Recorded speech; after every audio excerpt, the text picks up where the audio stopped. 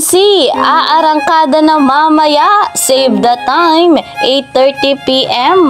At si Kalingap Edu natulala sa kanyang nag-iisang wifey. Masayang masaya na naman ang lahat sa panibagong pangyayari dito nga po kay Viancy. Ang hinihintay ng lahat, bago nga po tayo magpatuloy, bumabati po muna ako ng isang mapagpalang araw at gabi sa inyong lahat.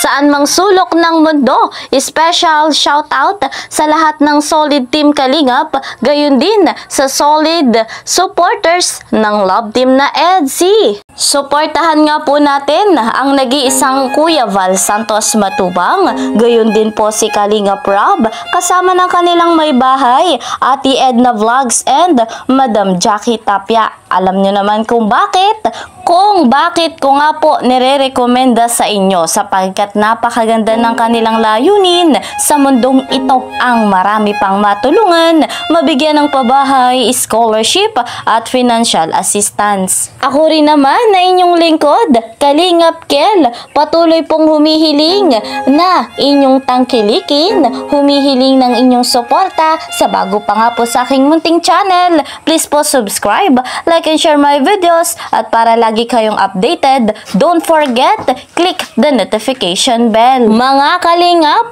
ang ating aabangan mamaya talagang kamangha-mangha, at si Kalingap Edu natulala kay Viancy. Ang kanilang pag-arangkada ay ating masisilayan mamaya nga pong 8:30 PM. Mapapanood mismo natin sa channel ni Kalingap Rob. Eto naman mga Kalingap, atin muling saksihan kung papaano magselos si Viancy. Ito yung nakaraang vlog ng love team na EDSI. Halina't atin muling saksihan. Credit to the owner of this video, Kalingap Rob.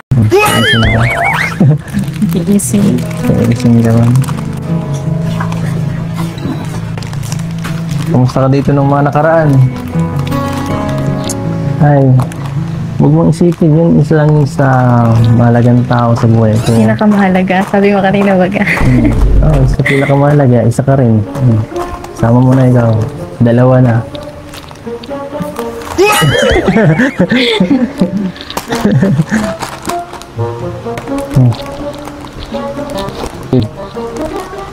Pero selos tayo.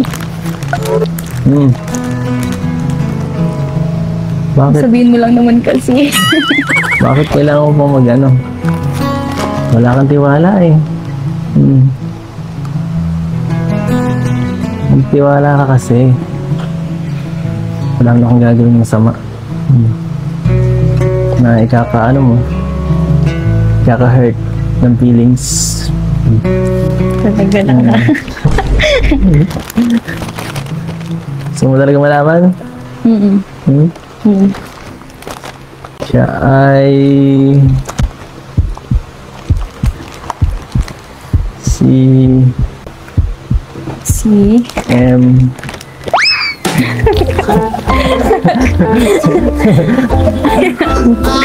Sino yan si M? Bira. Dito lang yun eh. Kapatid ko. Sino ka baga? Nga pala. Ibang M yun. Ibang M yung nasa isip ka eh. Bira ka.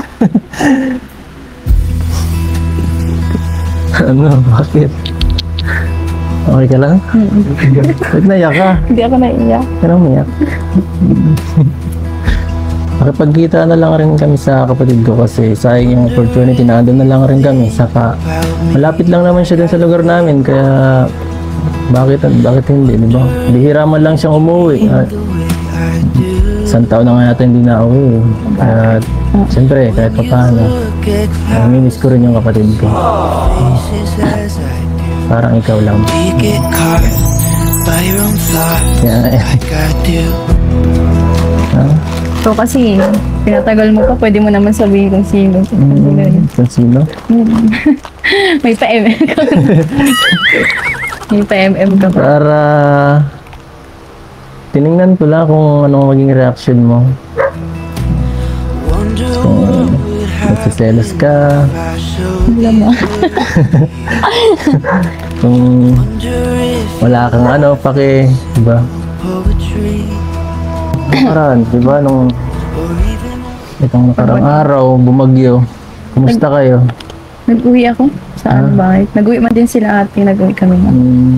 At mas okay baga pag kompleto, baga pag may mga ganyan ka na. Tama ka. Kumusta yung anak ko? Ayun ako ulit. Ay, kulit. Makulit ang anak mo. Alfie yung pinangalan ko dun. Bakit? Sa pangalan mo, Alfredo baga. Sabi ko. Grabe. Grabe, tagal ko lang di nakita yung anak ko. Miss ko na kayo. Kaya nagmadali ako eh.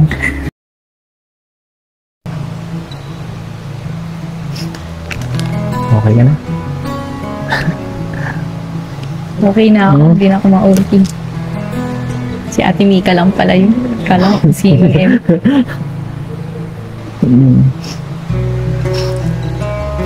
Grabe talagang kaganapan sa vlog ng EDSI. Sino nga bang hindi magsiselos?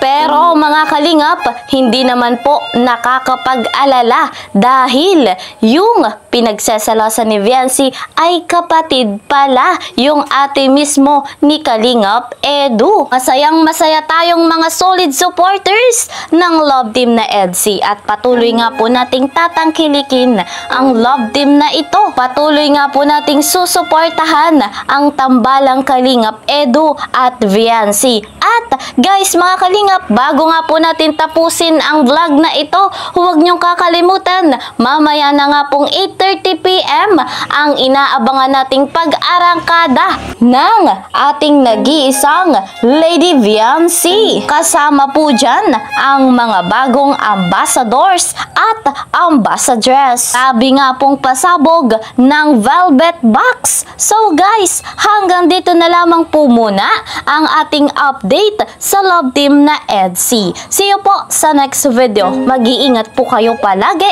God bless everyone. God bless Team Kalingap. Bye-bye!